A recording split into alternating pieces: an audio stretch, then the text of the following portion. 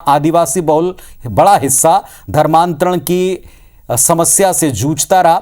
पक्ष विपक्ष में कौन संरक्षक धर्मांतरण का, इसको लेकर बहस छिड़ी रही। लेकिन अब जमीन के ऊपर जो परिवार गांव के गांव धर्मांतरित हो रहे हैं, उसको लेकर मुख्यमंत्री जी ने कुछ कहा। इस पर एक रिपोर्ट देखें।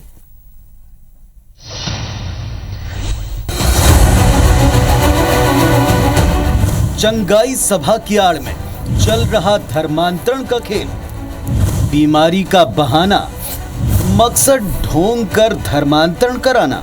धर्मांतरण छत्तीसगढ़ के लिए कलंक जैसा है। अब चंगाई, ये लोग चंगाई सभा करते हैं, बड़ी बड़ी बीमारी को पानी वानी पिला के ठीक करने का ये लोग ढोंग करते हैं। हमारी जानकारी में बहुत पेड वर्कर हैं।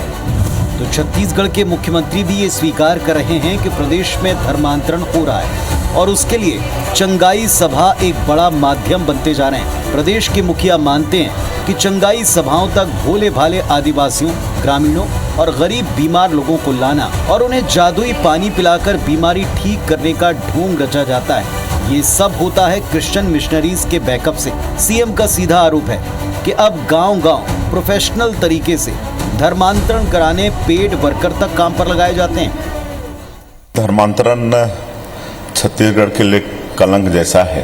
वो इन्होंने धर्मांतरण का दूसरा रास्ता अपनाया। अब चंगाई, ये लोग चंगाई सभा करते हैं और बड़ी बड़ी बीमारी को पानी वानी पिला के ठीक करने का ये लोग ढोंग करते हैं। तो क्रिश्चियन मिशनरीज कर रहे हैं। हमारी जानकारी में बहुत पेड वर्कर हैं।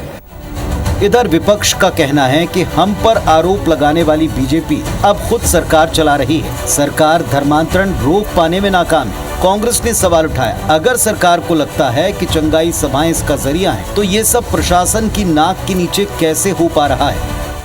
धर्म की लड़ाई शमशानों तक पहुंच गई है। अंतिम संस्कार की लड़ाई हो रहे हैं और ये जो चंगाई सभा और इन सब चीजों की आड़ में प्रलोभन देकर मजबूर करके अगर धर्मांतरण किया जाएगा तो छत्तीसगढ़ में यहाँ बर्दाश्त नहीं किया जाएगा। शीघ्र ही इसके लिए कड़े कानून आएंगे और दोषियों को सजा मिलेगी। सबको अपना धर्म मानने का अधिकार है, लेकिन प्रलोभन देकर धर्म परिवर्तन ये अनुचित है। मुख्यमंत्री माननीय विष्णुदेव साय की ये स्वीकारोक्ति कि बहुत तेजी के साथ तरह तरह के प्रलोभन देकर के धर्मांतरण की प्रक्रिया जारी है।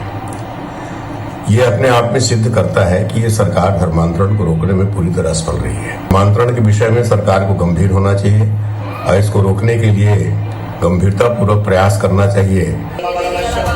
कड़वा सच है, सरकार चाहे जिस दल की हो, दावे चाहे जितने कर ले, लेकिन धर्मांतरण रुक नहीं सका है। संविधान में मिले अधिकारों की दुहाई देकर अपनी मर्जी से धर्मांतरण का राग अलापते हुए भय, लालच और चमत्कार की चमक दिखाकर बड़े पैमाने पर कन्वर्जन करवाया जा रहा है, जिससे गांव में वर्ग संघर्ष जैसे हालात तक बनने लगे हैं। सवाल है, अगर वाकई सरकार को धर्मांतरण का तरीका पता है तो इस पर कैसे और कब अंकुश लगेगा?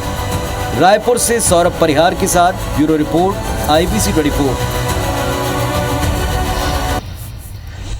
तो इसी विषय पर आज खुलकर हमने डिबेट भी की और इस बार की जो डिबेट थी उसमें भी यही विषय था कि क्या प्रशासन के पास कोई तरीका है धर्मांतरण को लेकर एक सटीक आंकड़े तक पहुंचने का कि कितने लोग धर्मांतरण करा रहे हैं, और दूसरा इसी बहाने को दूर करने के लिए कि कोई फिगर नहीं है, क्या सरकारें अब कुछ और ठोस कदम या कोई कड़ा कानून लाने वाली हैं?